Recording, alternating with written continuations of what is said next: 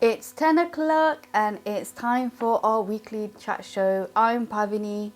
And I'm Paresh. And today we'll be speaking to someone who's actually found himself in situations where he's had to apply first aid skills because he's been in a situation where actually, without actually learning to know what first aid skills are and apply them, he could only watch on like others around him. So he will be talking about, what is first aid? What does it involve and how can you get involved as well? Fantastic show by Mayaben and Galaben this morning, and of course Hiranbai is joining. If you've missed the Bhajan show and you want to tune in, they are on every day until 9 a.m. So do tune in. Every day between 6 to 8 p.m. we have the community hour, and Monday is the Gujarati show, so you can catch them again on between 6 and 8 p.m. on Monday. Last week we had people joining in on Zoom, singing Garba songs, singing wedding songs, and it was so much fun. And Hiran joins every morning to impart some wisdom on certain things in our religion and culture and why we do certain things, and it's really interesting. So I do encourage you to tune in. But before we bring our first guest on today, let's go to our first track, which is called Ye Dil Ashikana, which is a title song from the film Ye Dil Ashikana.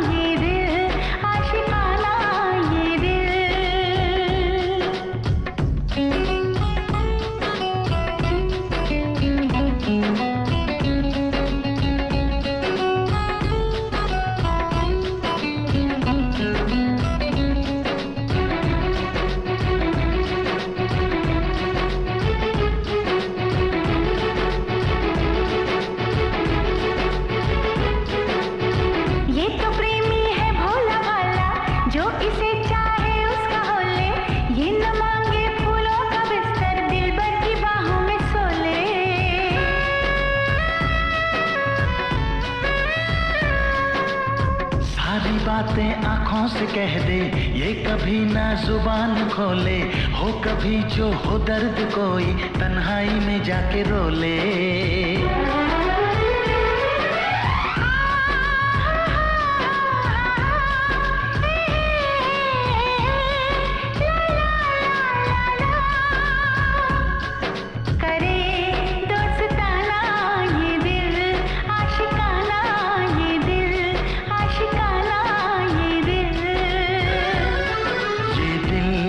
आशिकाना ये दिल आशिकाना ये दिल आशिकाना ये दिल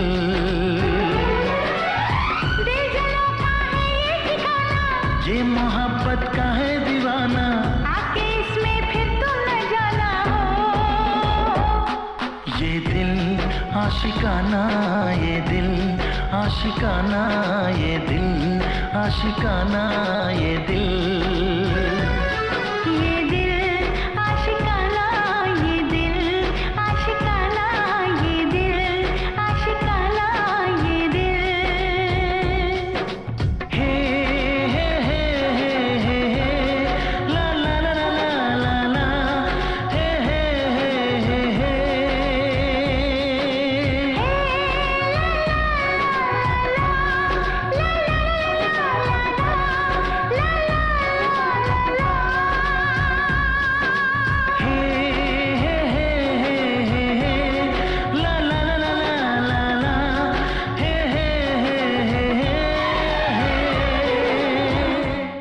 COVID-19, especially the new variant, is spreading quickly across the country.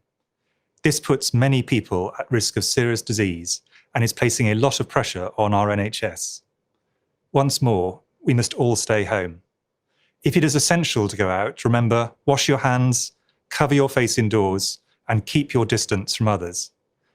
Vaccines give clear hope for the future, but for now, we must all stay home, protect the NHS, save lives. So that was the title song called Ye Dil Ashikana from the film Ye Dil Ashikana. And before we played that song, I briefly mentioned the guest we'll be speaking to today. Waleed, welcome. Welcome to BHF Radio. How are you this morning? I'm good, thank you. Thanks for having me. I really appreciate that. So, I've never done something like this before, but let's see. Do you know what? Most of my guests I've had, apart from two, are all first-time speakers on the radio. So I'm so delighted that I'm actually having, first-time speakers on my show. But there's nothing to be nervous about, really. So tell us a little bit about yourself. What do you do and where do you come from?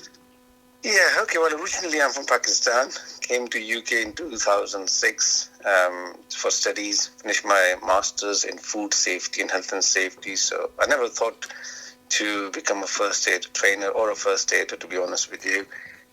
It all started in 2009, I believe, when I joined a company as a food safety trainer and a health and safety trainer. So a couple of years into the line, then I was approached by the manager, and he said to me that, based on your skills and development, how do you feel becoming a first aid trainer?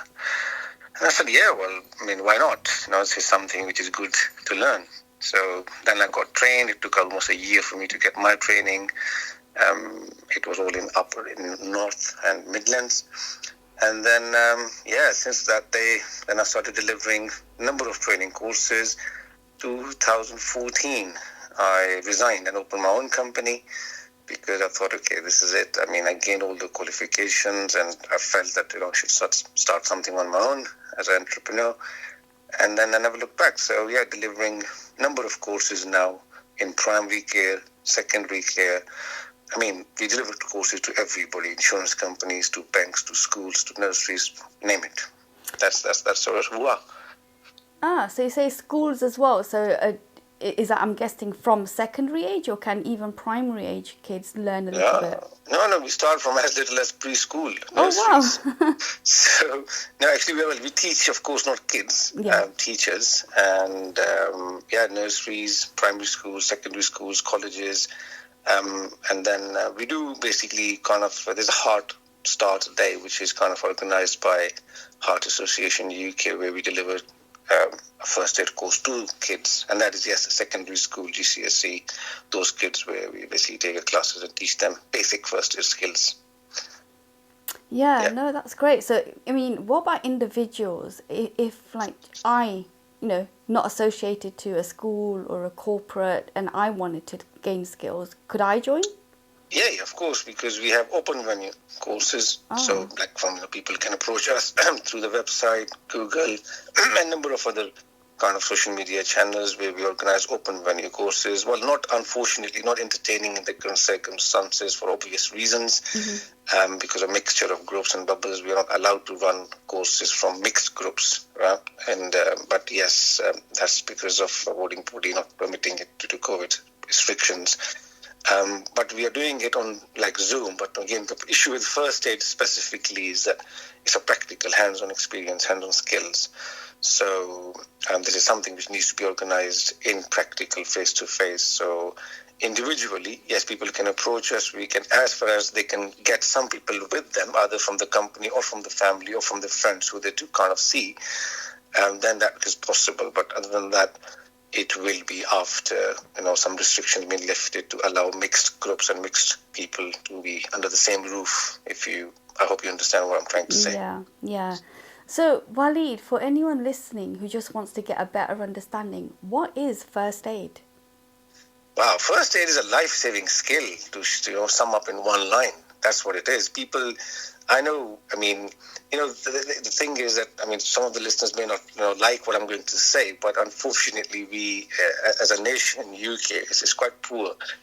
People have not really developed these skills to a level it should be.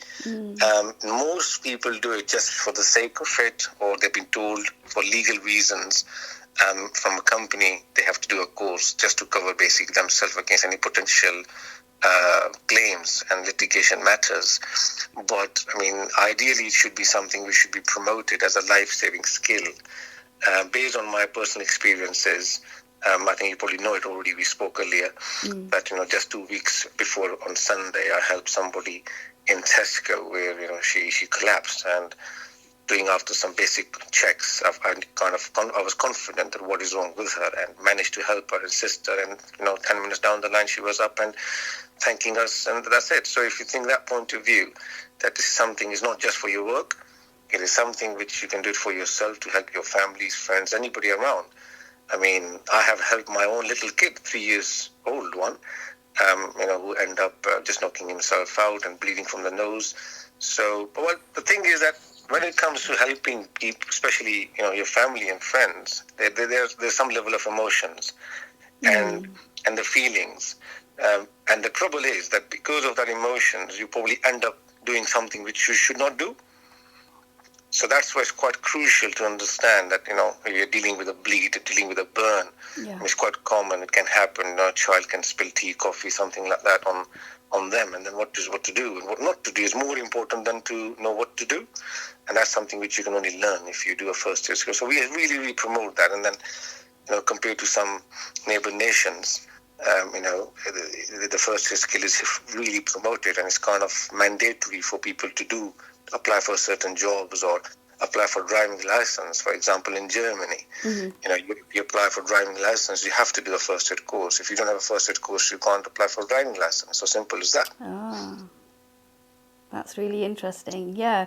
And in terms of like the people that you've delivered courses to, and the reason we're talking today on this radio station is, do you get many people from the Asian background trying to learn first aid skills, or do you think there still needs to be some work done in that area? No, I believe there is some work needs to be done in that area. Like I said previously, I think it's down to us as well. First of all, how vocal we want to be.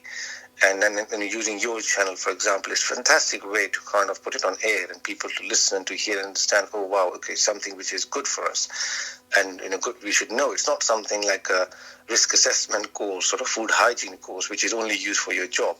So it's quite important that way.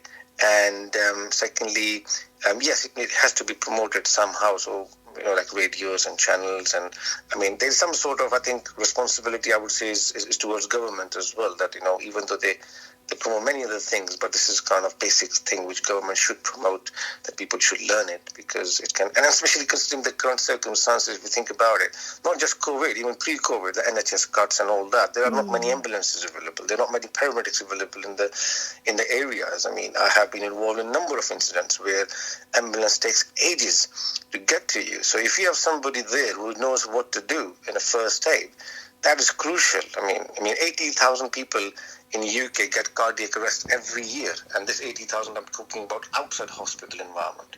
So if you think that point of view, how important it could be for people to know, and then the ratio of cardiac arrest is higher in Asian population compared to others, anyways.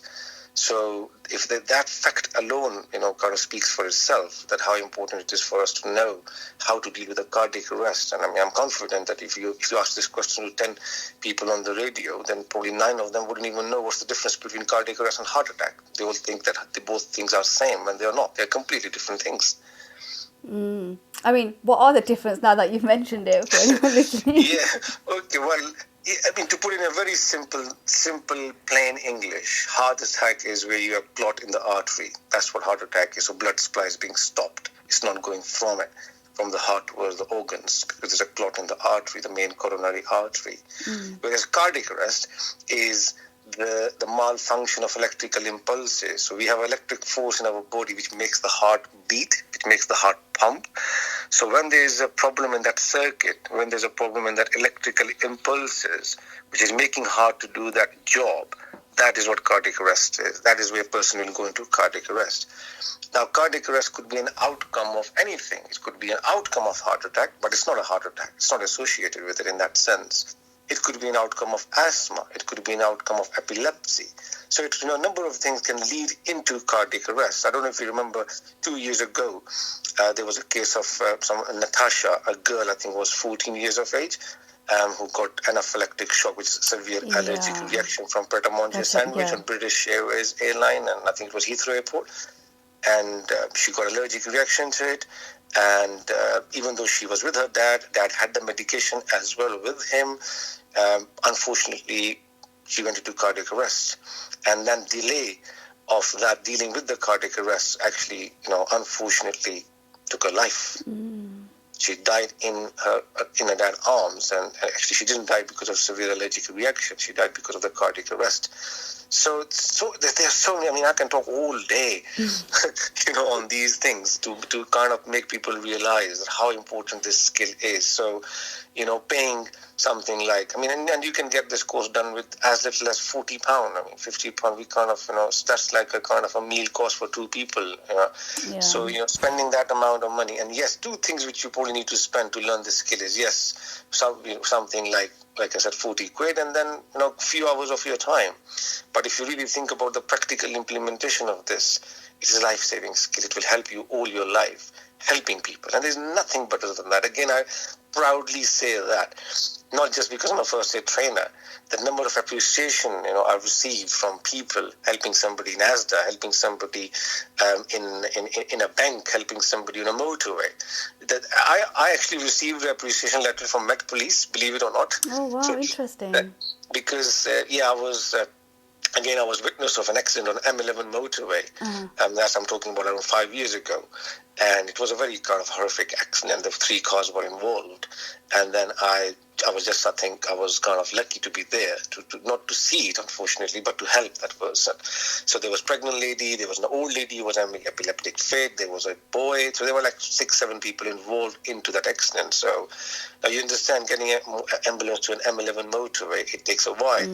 So luckily I was there. There was a doctor as well there. So there were a couple of people who knew what we were supposed to do. So prioritizing the treatment, who to help, how to help, basic things, It's like literally, a little bit of common sense, and with knowing a little bit of skill what to do. We helped all of them. And then I think a week after, I received a letter from Met Police and saying that thank you very much. It's like kind of working together and appreciation. And they even told me that everybody's fine. Okay, so that was really good to know that people who we helped end up basically landing into a hospital, but eventually they came out absolutely fine. And I still have that letter with me, and every time I see it, I just feel so good about myself that I've helped people, Yeah. you know, and so that's what it is. That's kind of sum up why first aid is so important, why it doesn't matter whether we are Asian, black, minority or majority, we should just promote it. We should just do these courses, basically. Yeah, and I think that's so important to highlight. I mean, there could be nothing worse than, you know, witnessing some sort of trauma or traumatic event that's taken place right in front of you and not being able to do anything about it apart from just either walk away or just look on. So, you know, you've definitely highlighted examples where, you know, because you've undergone this training or undergone first aid courses, that you've been able to apply your skills wherever, you know, there's no certain situation where you could be, any way you could be presented. It's, you know, you never know. If you'd like to get in touch with the show to ask Waleed any questions or just general questions relating to what we are talking about today, please do email in. Email address is bhavini@bhfradio.org.uk. Alternatively, you can download or listen via the BHF Radio app, go into dedications and send us a message that way. We'll go to our next track, which is called Tum Mile by Criminal, and then we'll continue the conversation with Waleed. Waleed, stay with us and we'll come back to you soon. Okay, my pleasure.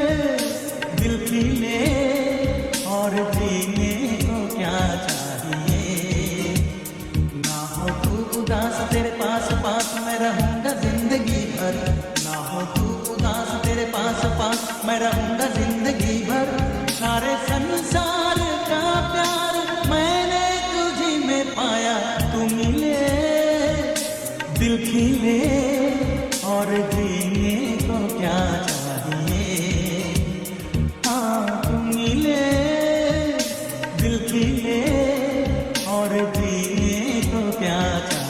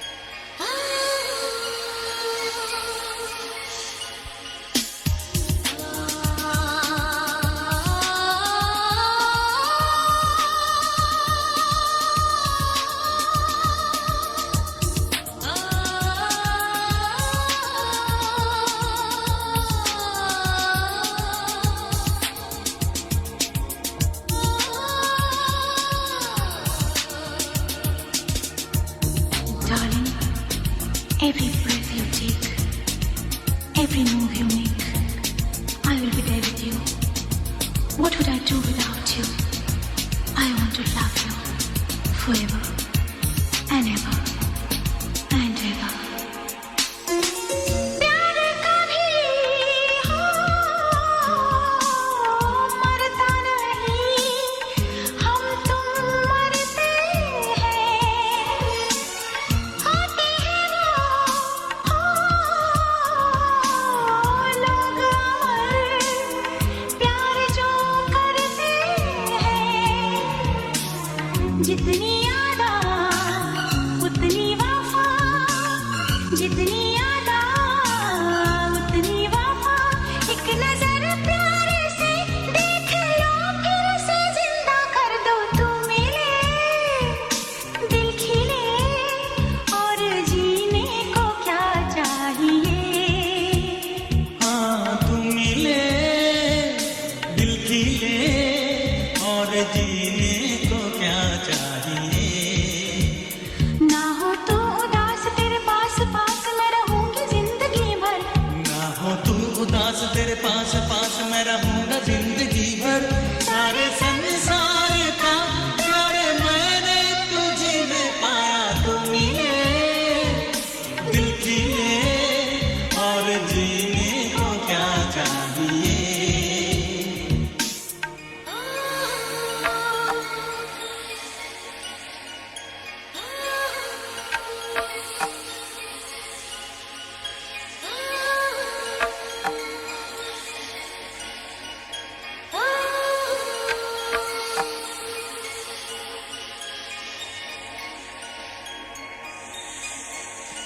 Hi everyone, this is Navin Kundra and you're listening to the one and only Bhavini Makwana here on BHF Radio. This is the best Saturday morning show on the planet, so keep it locked. Welcome back, and we are talking to Walid, my guest today, talking about first aid, why it's important, what is first aid, and why we should be looking into training ourselves, because you never know what kind of situation you could be presented with when you could be the only one that could, potentially save someone's life. We have had a couple of questions come in. One question from Tejo asks, please could you ask your guest Walid whether this course is suitable for children? Yes, Tejo, we did explain, but we'll ask Walid again the difference in what age group and how the course is delivered to children compared to adults. And we were talking in the break, when the song was playing, about how some people have a perception of, first aid, is it performing open surgery? No, definitely not. So let's clarify those myths actually, Walid, before we start back with the questions. So first, children, how is it delivered and from what age group? And then maybe let's just go into, exactly how and what first aid is. Yeah, okay. I think we kind of talked about that we expected this question, didn't we? So, there's a huge difference to start with. Adult first aid is completely different to pediatric first aid. So that's what we call it. For children, we say pediatric first aid. So the groups, they are in total in 3 groups, as per guidelines of Resuscitation Council UK. One is infant, so newborn baby up to the age of 1. That's what we class as infant. And then from 1 onwards up to the age of 12, which is more like a kind of puberty age, that is where pediatric first aid stops. So anyone, if you're dealing with a baby up to the age of 12, then you will actually be practicing pediatric first aid skills. And if you're dealing with above the age of 12, that is where adult first aid starts. Now, there's a number of differences. Again, due to the time, I won't be able to go into too much detail. Yeah. But, generally, if you think about it, we all know it. Children, anatomy, physiology is completely different to adult. As an example, if I give you like volume of blood, for example, as an adult, we have around 8 pints in our body running. And if you compare that to a newborn baby, it's not even 1 pint. You know, so a newborn baby will have probably something like 250 to 350 milliliter, which is not even a pint. Yeah. And then it kind of grows up with age, of course. So even if you're talking about dealing with a 3-year age, 5-year age, this will be half of what we have in our body running, doing number of functions. So a bleed, a small cut, a small bleed can put child into a shock, whereas in adult it won't be the case. So similarly, there are a number of differences in relation to heart, lungs, head injuries. Head injury is another one. For example, in pediatrics, it's a legal responsibility in a school that whenever a child had a head bump or any sort of head blow or head butt, it must be reported to the parents. So, and parents should basically keep an observant eye for at least kind of a 24 hours to looking for any sign, any abnormalities. If the child does appear, does present, then that should be classed as an emergency, because children head injuries are actually very different to adult head injuries. So similarly, there are a number of differences. So to put into perspective that now child first aid is different to adult first aid. You can do all in one course as well. There's like, combined first aid course, for example, which is a 2 days course or 3 days. That is where you can learn on all groups in the same course, if you're interested in doing so. Or you can do it separately. It's entirely up to people, how they wish to proceed with it. Yeah, no. And the other question that came from Sanjay about what is first aid in terms of what kind of symptoms do you kind of treat for as an example. So maybe from your own experience or from the courses that you deliver, what kind of signs or symptoms can you tell that this person may need first aid? Well, I mean, first of all, again, it would be very difficult to classify to a whole first aid in one line of symptoms. But our body, again, the beauty of our body is that one of the very classic sign, if you say it, body gives out is the color, the change of color. Which is kind of a basic, which is the first thing the body will kind of cry out or react or present if there's any problem with the body. So it could be fever to start off, or it could be cold, but it could be anything more than that, up to the level of asthma or heart attack or meningitis and things like these. So as a first, if you really want to say that, okay, what's the first thing? If I see that something is not right with the person, it would be the color. And that's paleness normally. If the color become pale, yellowish, that is always and always, we see it as a first sign of something wrong with the person. And then what is wrong with the person, then that will depend on number of symptoms, number of signs, and then depending on the person's state, if he is conscious, unconscious, semi-unconscious, if he or she can talk and express and explain, and then that is where you start then kind of drawing lines and kind of basically signaling towards what it possibly can be. I mean, one thing I'll say is that, I've tried to understand, like you yourself were saying as well, that it's not something that, will give you a license to practice anything, First aid is a very basic skill. Anyone can do it. If you think about it, there's no prerequisites. And that's why, I mean, you will never be asked, if you want to do a medical medicine, then there's certain prerequisites. You have to do certain courses, you have to have certain grades to qualify to become a doctor. First aid, there are no prerequisites. It doesn't matter what your qualifications are, or if you've never been to school, still doesn't matter. Why? Because first aid gives you a skill to help, to assist, but it doesn't give you a license to practice medicines, for example. You can't be doing any sort of medication or injections or vaccinations or surgeries, anything like that. So, there's kind of a limit of practice. So you do what you can, and that will be primarily based on sign observations, color, change of color, coldness, clamminess, sweatiness, and shiveriness, and shakiness, and all those sorts of stuff. But anything outside that, to start off, if you're not sure, that's it. You just need to call an ambulance. Simple as that. I mean, I'm a first aider, but despite of the fact, I have called an ambulance hundreds of times where I wasn't sure what to do. And that's why, because it was out of my kind of limit of my practice, where I need some professional medical help with the right equipment and all that. Yeah, you're only kind of stepping in until the emergency services come to the scene, if it gets to that stage, I guess. Yeah, absolutely. I mean, one of the aim, like we still tell people, is again, it's not about treating people. It's about preventing it from getting worse. Yeah. That's what the aim is. Yeah. So you're just preventing the situation from getting worse until some professional medical help arrives. So that could be to do with just sitting with the person and talking to the person, emotional side of it, reassurance, or it could be to do the full episode of CPR, kind of getting on the person's chest and doing compressions and just basically buy time. Again, like for example, in cardiac arrest, as I said earlier, or let's say the worst case scenario where you come across with somebody who's not breathing. That's it. There's nothing worse than that. Now, you will start CPR, which is chest compressions with there's an algorithm, how many number and the rate, the speed and all that sort of stuff, which can only be learned with a practical skill. We can't basically say it, we can't learn it over the phone or over the radio or even watching a video still is not something which is recommended to learn CPR. CPR is something which you must learn practically, skill-wise. Yeah. And that's where you practice it on a dummy or a doll or a mannequin. So, as an example, what I was trying to say is that CPR is, again, not to get the person out of cardiac arrest. CPR is not about getting him back breathing or expecting him to sit up or stand up. No, nothing like this is going to happen if somebody is not breathing. So most of the time what you're doing is you are buying time until help arrives, where they can put a machine, something we call defibrillator, the electric shock machine, shock the heart, and then reboot the system with the hope that this person comes back to life. And that will again depend on the type of cardiac arrest he or she is in.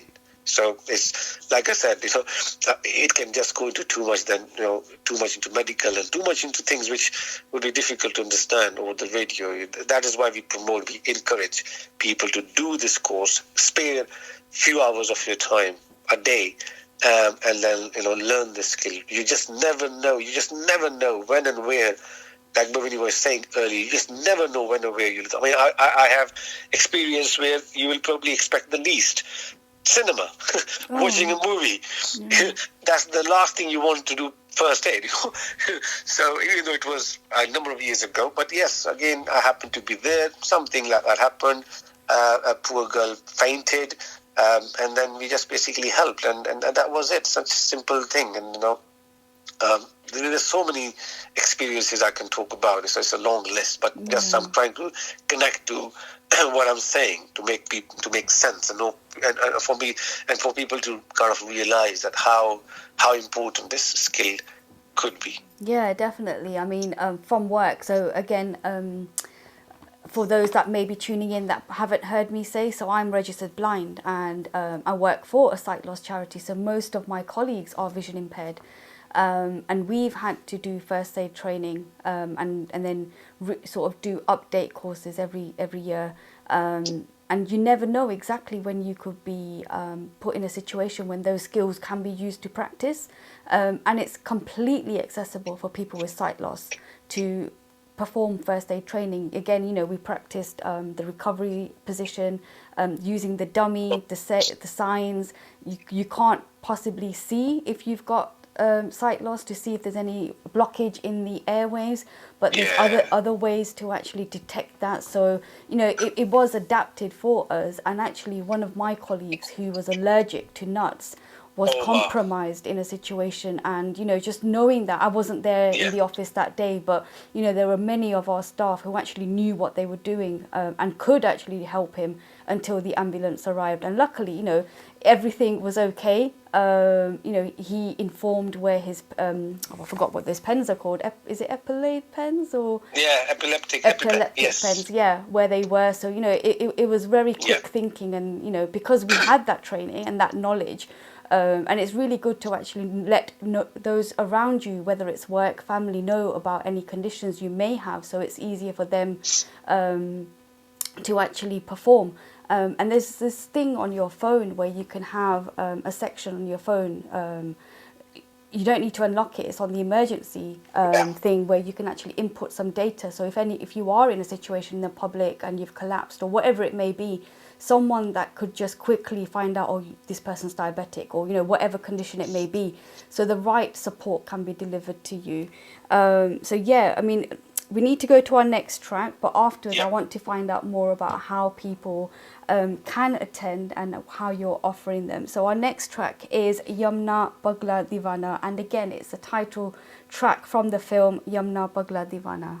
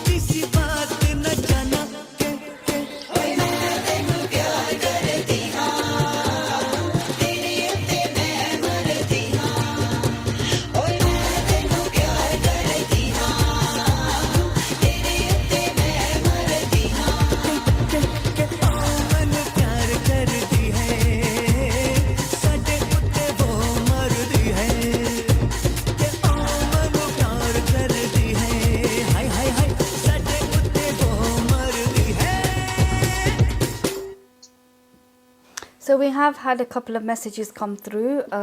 Barsh, what's the one from Madhubala? Yep, so Madhubala has come in and put a message on the BHF radio app to say that she did first aid course in a school many years ago, and she received a certificate, and she's saying it is a good learn life saving skills to have.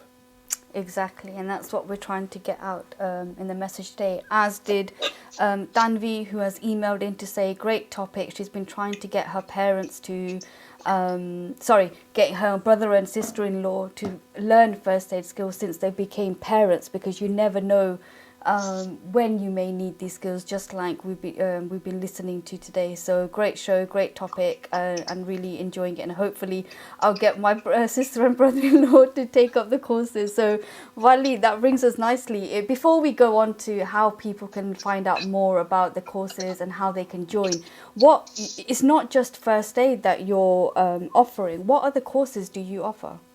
Yeah, no, before I say that, I just wanted to kind of just add something to the last message about newborn and they just become parents. And yes, it's crucial. And again, considering the situation, it's so difficult to get GP appointments, as we all know, to just take the child to, a GP center, urgent walk-in center and all of that. So again, something like basic, which again just prompted something in my mind when my little one was 1 year old and he had a fever. And what happens is sometimes after having a fever, if the temperature goes into like 38.5, a small baby can start having fits, like a seizure-like episodes. Yeah. Nothing to worry about, okay? It's just basically just the way the body is reacting to it, and the child can have those kind of an episode of fits. Then literally I knew it, okay? My missus was panicking, oh my God, we have to call ambulance. I said, no, nothing to be called, just strip him off. Take his clothes off. Yeah. So he just took his clothes off, opened the window. 10 minutes down the line, everything was calm. Everything is back to normal. Even though he still had temperature, but the fits, the seizure-like episode was gone. So again, you can see how important this thing could be for new parents to kind of know how to deal with these things, which you probably end up calling an ambulance when there's no need to call an ambulance for these things. So, right. Getting back to the courses which you were saying that, yes, we are not limited to first aid only. In terms of on-site courses, we have around 20 different courses we deliver, and mostly under the bracket of or under the spectrum of health and safety. So we have like health and safety, manual handling, infection control, a number of other courses which are mostly associated with health and social care sector. Which could be primary care or secondary care. What we have is available online now, because again, considering the situation, and we already had that online before anyway. So we have around 80 plus courses available online, and the courses can start from literally anything to everything to anybody. It doesn't really matter what you do, what sector you work in. We have courses for everybody to suit number of needs. Not just health and safety, business skill courses, layer industry, hoteling industry, catering industry, just name it. And if you just basically think about, right now 2 courses which I would like to emphasize we have available online, which can be just accessed through our website, and it's very, very simple. The website itself kind of navigates you where to go for online courses and how to buy, how to purchase, how to run it. 2 courses. One is, for example, a lot of people are working from home nowadays, and we have been approached if there's a course on postures, how to sit basically, kind of on a chair, especially people who are sitting in front of computers for a long period of times, or using laptops on a sofa, on a bed, and mostly a laptop end up landing on your chest while you're working, basically. Yeah. So we have a course for that. Actually, it's called DSE, Display Screen Equipment Awareness, which talks about your posture, your positioning, your eye distance, your height, all that basically. Again, something which you can buy for £20. That's it, and can give 1 hour of your time. It is going to help you to understand how you can be safe and save yourself from any sort of neck pain, spinal pain, back pain, and all that. Then we have a course on stress awareness. I don't need to say much on that. Everybody's stressed. Even I have done that course myself because I was stressed. Yeah. And so we have got these kind of courses where you don't need to be a professional, It's just something which you can learn to develop your own skills and just to increase your awareness and knowledge for you to kind of save from other troubles. We have courses on money laundering. We have courses on sales. We have got courses on, literally, like I said, we have 80 plus courses available on our online. And our courses are video based. It's not audio. So to keep people engaged, we use live characters So the live person standing talking to you about that particular course, which could be from 60 minutes to, depending on what level you want to do, what course you want to do.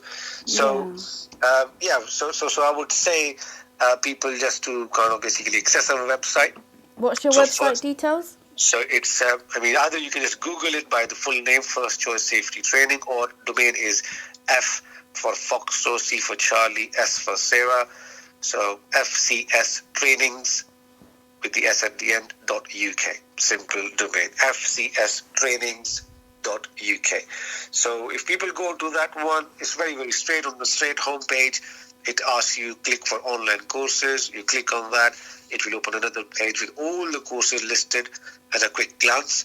And then whichever course you feel interested in, you can do another thing which we have introduced as a free trial. So you don't need to pay anything up front. What I would suggest everybody to do is, whichever course you're interested, don't buy. Click on the free trial. So free trial will give you an opportunity to go into the course, see the contents of the course, watch the video of the course. It will give you an opportunity to run first module at no cost, no obligations, because you will be just basically registering your name and that's it. You don't need to put any of your card detail. It's a free trial. And then if then you like the course, you feel, okay, the quality of the course is good, the video is good, the contents are good, then you can just buy the course. So, that's the best way for anybody to try out. And if they feel they like it, then they can buy it. And like I said, right now courses, more 90% courses are for £20. That's brilliant. That's what we are basically advertising for. So it's minimum profit, but more about giving something in the community for people to learn and to make something out of it. Especially people nowadays spending most of the time at home. I can't just stress more that how many interesting courses could be there. And then another thing, I might be do I still have time? Bhavini? Very little, but yes. Okay. Like I said, that it's not about just the course itself. So if you buy a £20 course, do it as a family. So 5 of you learning the same thing within £20 in that sense. And yes, one person will get the certificate, the one who basically opted in the first place. Yeah. But knowledge is power. So, just buy one license for 20 quid and just sit a whole family in front of the computer or the TV and do the whole course together. That's great. It's a nice way to spend family time, actually, better than, watching... Better than, watching a Netflix. Yeah, exactly. You could be learning together. I finished all the seasons. I don't know what to buy. Anything on the list? No, fantastic. It's been great talking to you and learning more how and why it's so important to have this basic life skills, because you never know when you're going to be put in a situation where you could be the only one that could actually support someone from something serious happening to them. One last comment by Salman, who's messaged me to say, fantastic topic. Like your guest said earlier, in other countries it's mandatory. We should do this here. That's exactly what you said, didn't you? Fantastic. Thank you so much for joining us. Just the last thing, I haven't given the phone number for the company one, so if you can just say it's 0203 475 7570. I repeat, it's 0203 475 7570. Anyone you can get in touch to gain any more further information on if they're interested in understanding how to book the course, how to do the courses. Yeah, and finally, one more last time, your website? It's FCS Foxtrot Charlie Sarah Trainings.uk. Fantastic. Thank you so much for joining me this morning. Much. Thank you. You're welcome. All right, thanks a lot. It's a pleasure having you on the layer. Thanks a lot. Thank you. Bye. Bye. So our next track is Amadek.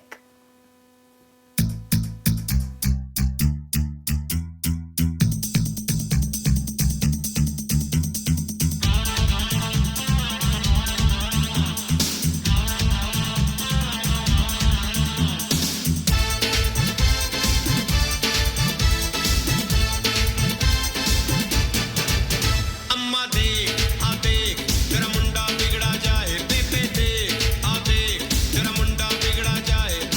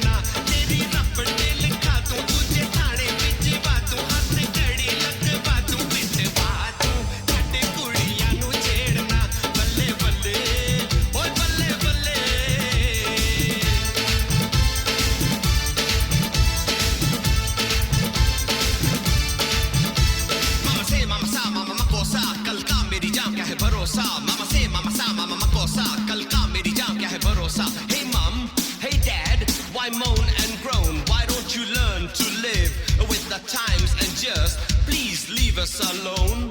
What kind of a man would spend his life like a jack of all trades, master of none? Boogie, woogie, reggae, rap, raga, rock and roll and bhangra. Amma dekh, dekh, dekh, dekh, dekh. Dekhega na upar niche, bhagega na aage piche. Bibi jab घर में आएगी, इस पे पहरे बिठाएगी. बच्चे बच्चे हो जाएंगे, इसको रास्ते पे लाएंगे. इस पे डाल दे जिम्मेदारी, मुश्किल हल होगी तब सारी. अम्मा देख, आ देख, तेरा मुंडा बिगड़ा जाए. बेबे देख, आ देख, तेरा मुंडा बिगड़ा जाए. अम्मा देख, आ देख, तेरा मुंडा बिगड़ा जाए. बेबे देख, आ देख, तेरा मुंडा बिगड़ा जाए. अम्मा देख, देख, देख, देख, मुंडा बिगड़ा. So that was a song Amma Dek from the film Stuntman.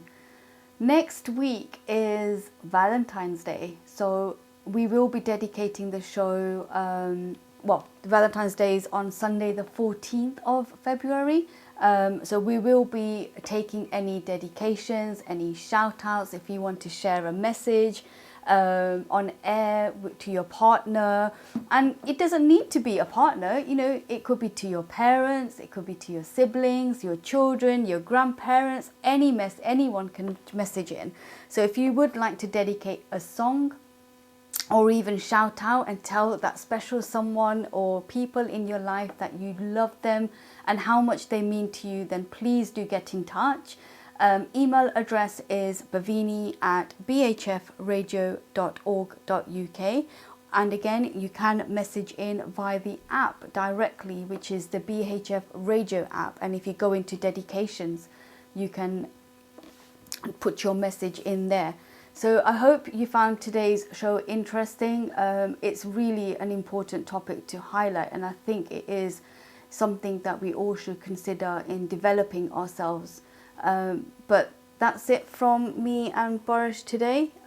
We'll see you back on the air. Well, we'll be back on the air next Saturday at 10 a.m. on BHF Radio. Stay tuned in and locked in and listen to the different presenters we have during the week.